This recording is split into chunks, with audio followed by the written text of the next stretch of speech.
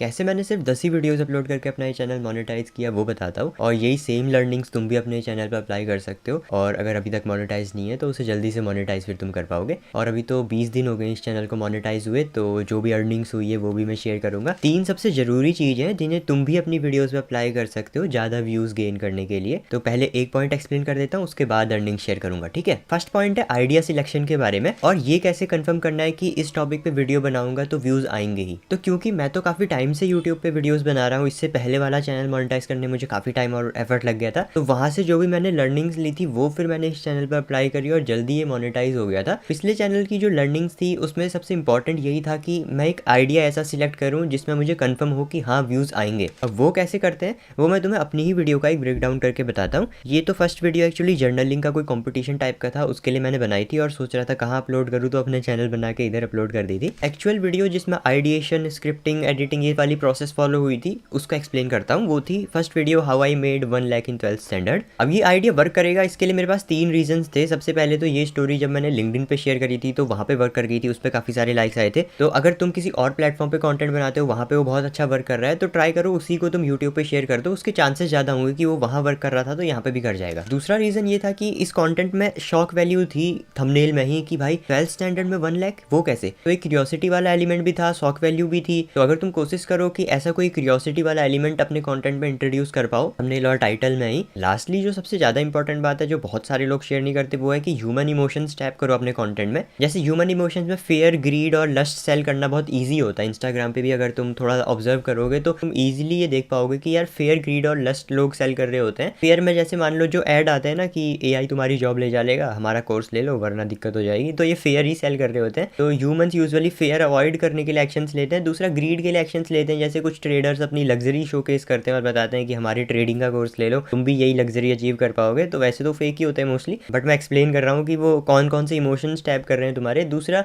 Lust वाला factor भी तुमने देखा ही होगा कि यार डांस वाली रील्स उस वजह से चल जाती हैं जो उस एंगल से शूट हुई होती हैं। तो तुम्हें ट्राई करना है कि यार पहले तो अपने मॉरल्स और एथिक्स थोड़ा स्ट्रांग रखना, उस बेसिस पे एक्ट करना। ऐसा नहीं कि शॉर्टकट तुमने ढूंढ लिया। ह्यूमन इमोशंस को अपने कंटेंट में इंट्रोड्यूस करो। जैसे इस कंटेंट का जो थंबनेल ही था उसमें भी एक ग्रीड वाला फैक्टर तो था कि यार 12th स्टैंडर्ड में 1 लाख मुझे भी चाहिए, तो जो 12th वाले होंगे वो भी आएंगे, जो 11th वाले होंगे वो भी आएंगे, उसके आगे पहुंचे होंगे वो भी देखने आएंगे कि यार इसने 12th में कर लिया तो क्या पता मैं कॉलेज में भी कर लूँ, वो एक फैक्टर है। दूसरा ये भी देखो कि तुम्हारे डोमेन में सेम जो कंटेंट नीश है तुम्हारा, जिस बारे में तुम कंटेंट बनाते हो उसमें क्या वर्क कर रहा है। जैसे ये वाली वीडियोस मैंने देखा था कि यार जो भी बनाता था उसके कुछ ना कुछ व्यूज तो आ ही जाते थे। मुझे ये पता था कि ये वर्किंग आइडिया और मैं भी इसको बनाऊंगा तो वो वर्क करेगा ही। नेक्स्ट पॉइंट पे आगे बढ़ने से पहले चैनल की अर्निंग शो कर देता हूँ। अभी तो बस 20 ही दिन हुए इस चैनल को मोनेटाइज हुए, तो ज़्यादा अर्निंग्स है नहीं। बाकी अभी मैं डेली का दिखाऊँ तो $1-2 इधर बन रहे हैं, और जो एफिलिएट लिंक्स मैंने डिस्क्रिप्शन में डाले होते हैं वहाँ से तो बहुत कम अर्निंग हुई है। बट एक ऐसा सोर्स है जहाँ से इन दोनों को कंबाइन कर भी दोगे तुम, उससे भी ज़्यादा अर्निंग हुई है, तो वो मैं बताता हूँ। पहले सेकंड पॉइंट पे बात करते हैं कि आइडिया सिलेक्शन के बाद उसे एग्जीक्यूट कैसे करना है। क्योंकि मान लो तुमने एक वर्किंग आइडिया तो सिलेक्ट कर लिया कि तुम्हें पता लग गया कि तुम्हारी नीश में क्या कंटेंट वर्क कर रहा है, उसमें कैसे तुम ह्यूमन इमोशंस को टैप कर सकते हो, कैसे ह्यूमन इमोशंस को इंक्लूड करके फेयर, ग्रीड, डिजायर ये सारी चीज़ें इंट्रोड्यूस कर सकते हो ताकि तुम्हारे कंटेंट पे ज़्यादा क्लिक्स आए, ज़्यादा लोग उस पर आए। पर इसे एग्जीक्यूट अच्छे से कैसे करना है वो मैटर करता है, क्योंकि अगर तुमने एग्जीक्यूशन ही खराब कर दिया तो लोग आ तो जाएंगे पर उसमें टिकेंगे नहीं, है ना। उसके लिए सबसे ईजी ये रहता है कि तुम अपना कॉम्पिटिटर एनालिसिस करो। जो भी तुम्हारे नीश के कंटेंट क्रिएटर्स हैं उनका जो रिसेंट में बहुत पॉपुलर कंटेंट गया है वो वाला कंटेंट पीस उठाओ और उसको डाइसेक्ट करो कि उनका स्टार्टिंग हुक क्या था, यानी स्टार्टिंग 30 सेकंड में उन्होंने कौन कौन सी ऐसी लाइंस बोली, उन्हें ध्यान से सुनो और वो लाइंस एनालाइज करो जिन लाइन को सुन के तुम भी मोटिवेट हो गए, तुम भी कन्विंस हो गए उस वीडियो को देखने के लिए। तो स्टार्टिंग 30 सेकंड एनालाइज करो और फिर उसके बाद देखो कि वीडियो का स्ट्रक्चर कैसा था।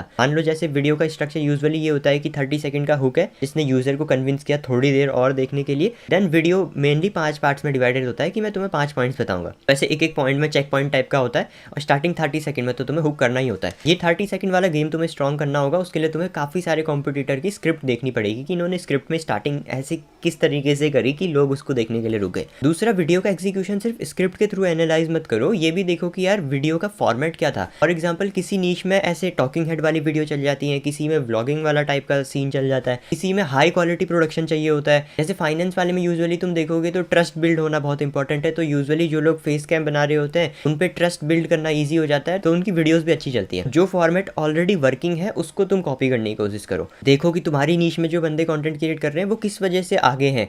क्या वो अपनी प्रोडक्शन क्वालिटी की वजह से आए हैं? अगर वो प्रोडक्शन क्वालिटी की वजह से व्यूज़ ला पा रहे हैं तो एक बार उनको साइड कर दो, दूसरे कॉम्पिटिटर को एनालाइज करो। इसीलिए जब मैं अपने कोचिंग कॉल के मेंबर्स को बताता हूँ, मैं उन्हें ये चीज़ सजेस्ट करता हूँ कि यार नए कंटेंट क्रिएटर्स को देखो जो थोड़े से छोटे हैं, क्योंकि उनके पास प्रोडक्शन वैल्यू उतनी ज़्यादा हाई होगी नहीं, उनके पास कुछ और होगा सेल करने के लिए जो लोग पसंद कर रहे हैं। तो वो हमें डाइसाइड करना है और उसे अपने कंटेंट में इंक्लूड करने की कोशिश करनी है। तो एक बार तुमने आइडिया सिलेक्ट कर दिया कि वर्किंग आइडिया क्या है, उसके बाद तुमने देख दिया कि उसे एग्जीक्यूट कैसे करना है। नेक्स्ट पॉइंट बहुत इंपॉर्टेंट है, उससे पहले अर्निंग का जो मैं सोर्स बता रहा था वो रिवील करता हूँ। देखो एडसेंस और एफिलिएट बहुत कम पे करता है और यूजुअली जो क्रिएटर्स होते हैं वो डिपेंड करते हैं ब्रांड स्पॉन्सर्स पे या फिर खुद के प्रोडक्ट पे। अभी तो क्योंकि चैनल बहुत छोटा है, ऐसा नहीं कि ब्रांड स्पॉन्सर्स ने रीच आउट नहीं करा उन्होंने, बट मैंने नहीं करा क्योंकि मुझे वो ब्रांड ही सही नहीं लगे। कोई कॉलेज वाले ब्रांड आ रखे थे, कोई चेयर वाले ब्रांड आ रखे थे, तो मुझे लगा अभी इसको होल्ड करते हैं। कोई जब ऐसे ब्रांड्स आएंगे जिनका प्रोडक्ट मैं यूज़ करता हूँ तो मैं उससे तुम्हें भी सजेस्ट कर पाऊंगा, क्योंकि ऐसे फालतू स्पॉन्सर करके तो फायदा नहीं है, वो बहुत शॉर्ट टर्म वाली चीज़ हो जाएगी। शॉर्ट टर्म पैसे मिल गए बट क्रेडिबिलिटी तुमने लूज़ कर दी है ना। तो इस मंथ की कोचिंग कॉल की मैं तुम्हें अर्निंग्स दिखाऊं तो वो कुछ ये थी, और ये यूट्यूब और एफिलिएट से तो ज़्यादा ही है। यूजुअली कोचिंग कॉल में क्या होता है कि जो लोग यूट्यूब स्टार्ट कर रहे होते हैं और कंफ्यूज होते हैं कि स्टार्ट कैसे करना है, या फिर जिन्होंने ऑलरेडी स्टार्ट कर दिया होता है वो चैनल रिव्यू के लिए बोलते हैं मुझे कि एक बार कंटेंट देख के बता दो कि क्या मैं गलतियां कर रहा हूँ कि मैं आगे नहीं बढ़ पा रहा हूँ। तो बेसिकली यूट्यूब ग्रोथ से रिलेटेड होती है वो कोचिंग कॉल। अब क्योंकि उन्हें पता है कि भाई मैं तो इतने टाइम से कर रहा हूँ तो मुझे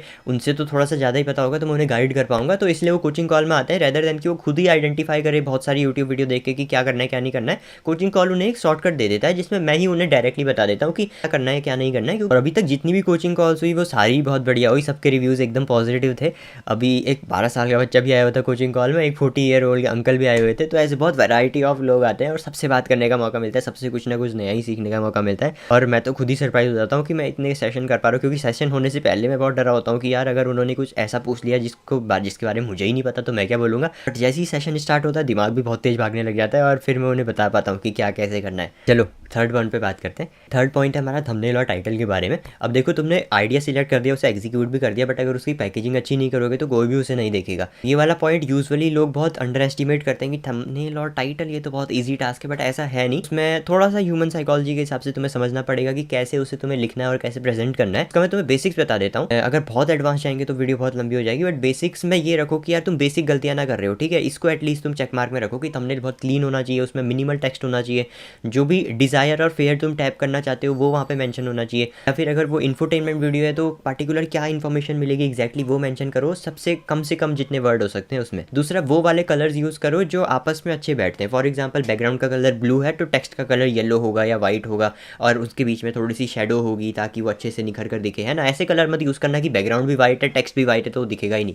तो क्लियर विजिबिलिटी होनी चाहिए, कॉन्ट्रास्ट हाई होना चाहिए। अब ये कलर थ्योरी वाली वीडियो अगर तुम देखोगे तो तुम्हें समझ आ जाएगा, बाकी AI की हेल्प ले लेना, वहाँ पे भी तुम्हें काफ़ी सारी चीज़ें क्लियर हो जाएंगी कि कौन से कलर्स आपस में अच्छे से बैठते हैं, तो उन्हें तुम यूज़ कर सकते हो। टाइटल रखने में हमें काफ़ी सारी चीज़ों का ध्यान रखना होता है। सबसे पहले तो तुम्हें ये स्पेसिफाई करना पड़ेगा कि तुम्हारा ट्रैफिक सोर्स यूट्यूब SEO वाला है या यूट्यूब ब्राउज फीचर वाला है, क्योंकि अगर यूट्यूब सर्च रिजल्ट से तुम ट्रैफिक लाना चाह रहे हो तो वहाँ पे SEO ऑप्टिमाइज्ड टाइटल तुम्हें लिखने पड़ेंगे ताकि वो सर्च करने पे नंबर 1 रैंक करे। उसी हिसाब से तुम्हें डिस्क्रिप्शन और टैग्स भी डालने पड़ेंगे। बट अगर तुम चाह रहे हो कि ब्राउज फीचर से व्यूज आए तो उसमें टाइटल SEO ऑप्टिमाइज नहीं भी हो तो चल जाता है, उसमें देखना होता है कि हाई क्लिक आ जाए, ऐसा टाइटल हमें लिखना पड़ता है। फॉर एग्जाम्पल मैं अपनी कोई वीडियो का एग्जाम्पल देता हूँ, जैसे lower middle class setup tour, ये वाली हाईएस्ट परफॉर्मिंग वीडियो है। इसमें एक पर्टिकुलर स्टोरी फॉर्म हो रही है कि थंबनेल में लिखा हुआ है बस यही है, तो वो रीड करने के बाद यूजुअली इंसान मोर इन्फॉर्मेशन गैदर करने के लिए टाइटल पे जाता है कि बस यही है, क्या यही है, उसके बाद वो टाइटल पे जाता है, उसके बाद वो रीड करता है lower middle class setup tour.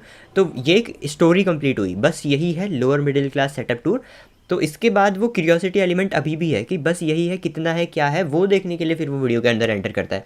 तो ट्राई करो कि ऐसा रिलेटेबल अगर तुम बना पाओ और उसमें क्यूरियोसिटी वाला हुक भी डाल पाओ, वो अच्छा वर्क करता है। अगर कंप्लीटली इन्फोटेनमेंट रिलेटेड चैनल है तो अगेन वहाँ पे चीज़ें बहुत डिफरेंट हो जाएगी। मैं अभी बहुत जनरलाइज चीज़ें बता रहा हूँ, ये चैनल स्पेसिफिक जैसे ही जाता है वहाँ पर बहुत चीज़ें डिफरेंट हो जाती है ना। ये तुम व्लॉगिंग में अप्लाई कर सकते हो या नहीं कर सकते हो, वहाँ पर भी चीज़ें बहुत डिफरेंट हो जाएगी। तो तुम्हें बहुत डोमेन स्पेसिफिक अपने हिसाब से देखना पड़ेगा कि कैसे तुम चीज़ें अप्लाई करोगे। ये सारी लर्निंग जरूरी ज़रूरी नहीं है कि हर किसी के हर टाइप के कंटेंट पे वर्क करे, कुछ स्पेसिफिक कंटेंट पे वर्क करेगी, कुछ पे नहीं करेगी। और सबसे इंटरेस्टिंग चीज़ बताऊँ तो अभी तक जो मेरी हाईएस्ट परफॉर्मिंग वीडियो है उस पर कॉपीराइट क्लेम आया हुआ था, उसके बाद भी चैनल मोनेटाइज हो गया। तो वो मेरे लिए भी बहुत सरप्राइजिंग बात थी कि ऐसा भी हो जाता है क्या। बाकी ये कुछ मेन लर्निंग्स थी, वो मैंने तुम्हारे साथ शेयर करी। अगर मैं सारी ही चीज़ बताने लगूंगा तो बहुत टाइम लग जाएगा उस पर, बट ये इनिशियल पुश देने के लिए तुम्हारे लिए काफ़ी है कि इनिशियली ये बेसिक चेक्स तो तुम अपने कंटेंट में इंश्योर करो, क्योंकि जैसे जैसे तुम आगे बढ़ोगे तुम्हें खुद पता लग जाएगा कि तुम्हें किस चीज़ की ज़रूरत है अपने कंटेंट में इंक्लूड करने की और किस चीज़ को तुम्हें रिमूव करना है। कि जैसे जैसे तुम आगे बढ़ोगे तो तुम्हें दिखेगा कि यार क्या पीस ऑफ कंटेंट वर्क कर रहा है तुम्हारे लिए और क्या पीस ऑफ कंटेंट वर्क नहीं कर रहा है। जो वर्क करेगा उस पर डबल डाउन करना और जो वर्क नहीं करेगा उसको थोड़ा कम करते जाना, ठीक है। कि अगर तुम इंटरेस्टेड होगे मुझसे डायरेक्टली कोचिंग कॉल पे बात करने के लिए तो डिस्क्रिप्शन में लिंक दिया हुआ है, वहाँ से हम बात कर सकते हैं। नेक्स्ट वीडियो मिलते हैं। Thanks for watching.